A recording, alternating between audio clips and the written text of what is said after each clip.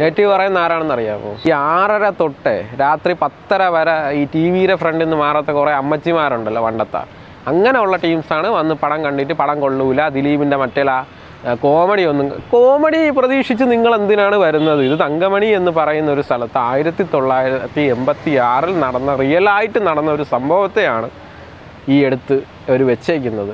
ഇതിൽ ദിലീപിൻ്റെ കോമഡി വേണോ, അല്ലെങ്കിൽ ദിലീപ് CID മൂസയിൽ മറ്റേ കാറിൻ്റെ ബാക്കിൽ കൂടെ വിട്ട മറ്റേ മുളക് പൊടി വന്നില്ല എന്നൊക്കെ പറഞ്ഞ് അതിലെന്താണ് അർത്ഥം ഇരിക്കുന്നത് അറിയാൻ വയ്യാത്തതുകൊണ്ട് ചോദിക്കുകയാണ്. 2 ദിവസം കൊണ്ട് പടത്തിന് നശിപ്പിച്ചുകൊണ്ടിരിക്കുകയാണ്. ഉള്ള കാര്യം പറയാലോ, ഈ റിവ്യൂവേഴ്സ് എന്ന് പറയുന്ന കുറേ തെണ്ടിമാരും യൂട്യൂബേഴ്സൊക്കെ ഈ പടത്തിന് നശിപ്പിച്ചുകൊണ്ടിരിക്കുകയാണ്.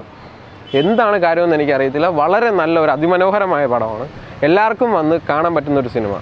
സീരിയൽ എന്ന് പറഞ്ഞാണ് ഈ പടത്തിന്. അത് ഞാൻ പറഞ്ഞില്ലേ, ദിലീപിനെ ഇഷ്ടപ്പെടുന്നത് നമ്മുടെ 90കളിലെ കുറേ അമ്മച്ചിമാരുണ്ട്. ദിലീപിനെ എന്താണ് പറയുന്നത്? നമ്മുടെ അടുക്കളയിലെ പയ്യൻ എന്താണ് ദിലീപിനെ പറയുന്നത്? ഈ അടുക്കളയിലെ കുറേ അമ്മച്ചിമാരാണ് വന്ന് ഈ ദിലീപിനെ കുറ്റം പറഞ്ഞിട്ട് പോണത്. ദിലീപിൻ്റെ എല്ലാ പടവും കോമഡി ആയിട്ട് ഇപ്പോഴും നിങ്ങളെ വീട്ടിലെന്നും എന്താണ് ചോറാണോ? എല്ലാ ദിവസവും ചോറാണോ? അല്ലല്ലോ. ചിലപ്പോൾ എന്താണ്, ചിലപ്പോൾ ബിരിയാണി വയ്ക്കും, ചിലപ്പോൾ ഒരു വെറൈറ്റിക്ക് ചിലപ്പോൾ വേറെ എന്തെങ്കിലുമൊക്കെ ട്രൈ ചെയ്യൂലേ. അതേപോലെ നമുക്ക് ദിലീപിനെ സംബന്ധിച്ച്, ദിലീപ് എന്ന് പറയുന്ന ഒരു സിനിമാ നടനാണ്. ദിലീപിന് വ്യത്യസ്തമായിട്ടുള്ള രീതിക്കുള്ള ഓരോ വേഷങ്ങൾ ചെയ്യേണ്ട ആളാണ്. അപ്പോൾ എല്ലാം ഒരേപോലെ ആയിരിക്കണമെന്നുണ്ടോ?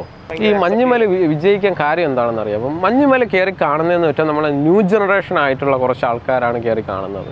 പക്ഷേ ദിലീപിനെ സംബന്ധിച്ച് ഈ പടം കാണാനായിട്ട് വരുന്നത് പണ്ടത്തെ ആൾക്കാരാണ്. അവർ വന്നിട്ടാണ് പടം കൊള്ളൂല, ഇതെന്തോന്നു സീരിയൽ പോലെ അടുത്ത് വെച്ച്. കാര്യം അവരെ ക്വാളിറ്റി ആ സീരിയൽ എന്ന് പറയുമ്പോഴത്തേക്ക് തന്നെ മനസ്സിലാക്കാം.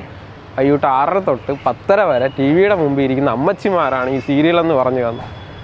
അപ്പോൾ അവരെയൊന്നും വായടക്കാൻ നമുക്ക് പറ്റത്തില്ല. ഇതേപോലെയുള്ള അമ്മച്ചിമാരെ വാക്കും കേട്ട് നിങ്ങൾ ഈ തങ്കമണി എന്ന് പറയുന്ന ഒരു സിനിമ കാണാതിരുന്നാൽ നിങ്ങൾക്ക് ജീവിതത്തിൽ തന്നെ ഏറ്റവും വലിയൊരു നഷ്ടമാവുമെന്ന് എനിക്ക് പറയാൻ പറ്റും. കാര്യം എന്ന് വെച്ചാൽ തങ്കമണിയിൽ അന്ന് രാത്രി എന്താണോ സംഭവിച്ചത്, അതിൻ്റെ തീവ്രത എന്താണ് എന്ന് നിങ്ങൾക്കറിയണമെങ്കിൽ നിങ്ങൾ ഈ ദിലീപിൻ്റെ തങ്കമണി എന്ന് പറയുന്ന ഒരു സിനിമ വന്ന് കാണണം. കാര്യം എന്താണ്, പോലീസന്മാർക്ക് അണ്ണാക്കിൽ കൊടുക്കുന്ന രീതിക്കാണ് പടത്തിൽ ചെയ്തു വെച്ചിരുന്നത്. കാര്യം എന്ന് വെച്ചാൽ അത്രയ്ക്കും ക്രൂരന്മാരായ പോലീസന്മാരായിരുന്നു അന്ന് ആ ഒരു നാട്ടിലുണ്ടായിരുന്ന, അല്ലെങ്കിൽ അത്രയ്ക്ക് നീചന്മാരായിട്ടുള്ള വ്യക്തികളായിരുന്നു ആ സ്ഥലത്ത് ജീവിച്ചിരുന്നത് എന്ന് നമുക്ക് ഈ പടം കണ്ടപ്പോൾ മനസ്സിലായി.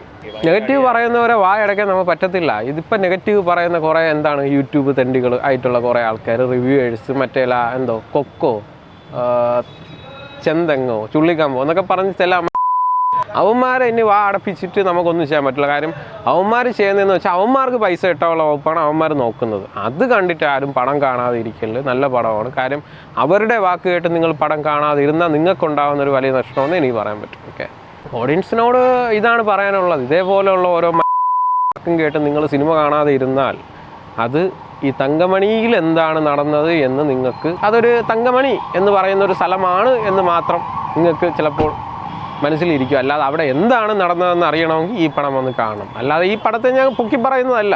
ഈ പടത്തെ പൊക്കി പറഞ്ഞെന്ന് വെച്ചിട്ട് അതിൻ്റെ പ്രൊഡ്യൂസർ എനിക്ക് വന്നിട്ട് മോനെ എന്നാ 1,00,000 രൂപ വെച്ചോന്ന് എൻ്റെ അടുത്ത് പറയത്തില്ല.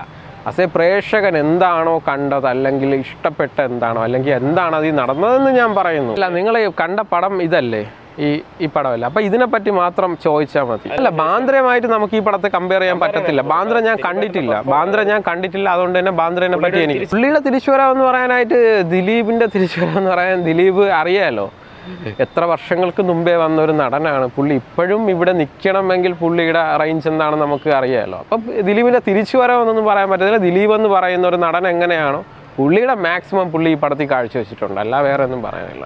അല്ല ബാന്ദ്രയുമായിട്ട് ഈ പടത്തെ കണക്കാക്കേണ്ട കാര്യം, ബാന്ദ്ര എന്താ ഫ്ലോപ്പാണ് പലരും പറയുന്നു. ഞാൻ പടം കണ്ടിട്ടില്ല, ഫ്ലോപ്പാണെന്ന് പറയുന്നു.